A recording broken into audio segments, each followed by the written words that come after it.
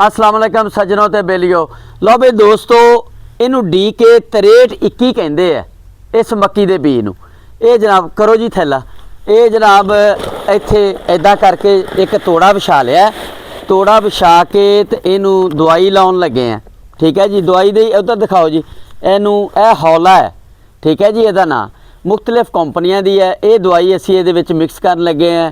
ये लिखिया है जनाब FS फर्टिलाइज़र, मिलाओ जी विच। इनू मिला के हल करके ते असी रख देना इनू छावें।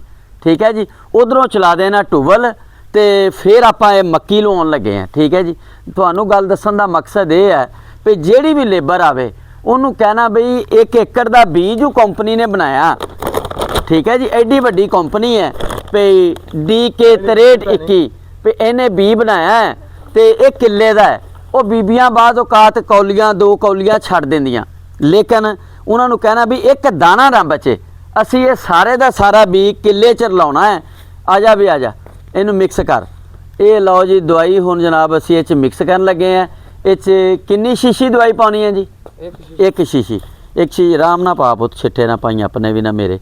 चलो इनू मिक्सअप करो हथ ना। हूँ नहीं इदा कर पुत, 2 हथा ना, दाना एक भी ना डिले।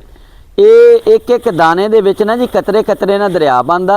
इदा इधर पिछे सारा फड़ पुत, शाबाश। इदा फड़ फड़ फड़ चंगी तरह मिक्स कर। ये हालांकि पिछले भी लग्या सीगा, लेकिन ज़्यादा अच्छा है कि असी इनू दोबारा दवाई लाती है। दवाई ला के इनू हुण आपां छावें सुकावांगे। छावें सुका के ए दिखाओ तुसीं, छावें सुका के फिर जनाब तद तक टूबल चल पैना ते खेलां तैयार हो गई। तो फिर आपां इनू मक्की नू लेबर आ गई है तो वह मक्की लाउणी शुरू कर देगी। लेकिन असी उहदी यही रिक्वेस्ट करनी है, चाह भी पिलाओ, लेबर की खिदमत भी करो भी दाना एक ना बचे। जब कंपनी ने किले का बी बनाया तो पूरे किले का ही लगे। ठीक है जी, इस तरह करके लो पुत। आ देख, आ मिक्सअप सही नहीं होया।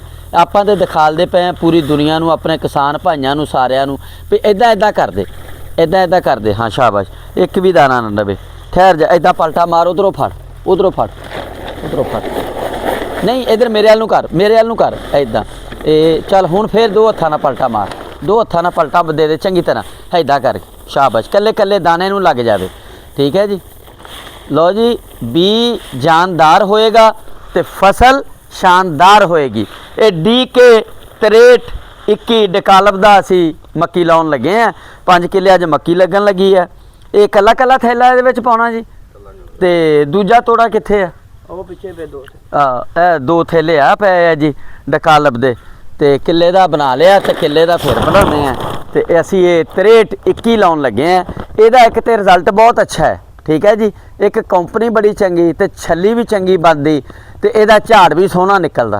मैं क्या थोड़े भरावां नाल भी शेयर कर दईए। लो दोस्तों, एक दुहाड़ा भर गया तो दूसरे दुहाड़े नूं आपां टोक करन लगे हैं पानी दी। हैं जी, इधरों इनू भी आपां भर लेना।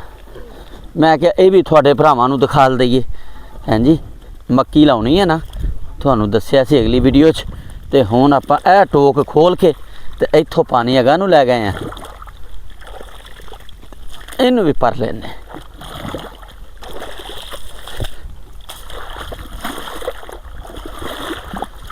लो बई दोस्तों, राजी रहियो साडे ते, फिर दस्सिया करो वीडियो दे विच भी किद्दां लग्गिया तुहानूं। लै बई दोस्तों, बिस्मिल्लाह दी बरकत ते मक्की लाउण लगे हैं जी। ते मैं क्या तुहानूं भरावां नूं भी दिखाई जाइए। होर सुनाओ।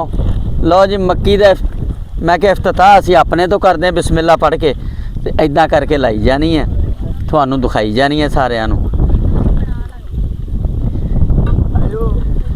लो जी, होर सुनाओ। ठीक है जी, आ मक्की लाउण लगे हैं। मैं क्या भी तुहानूं दिखा दईए।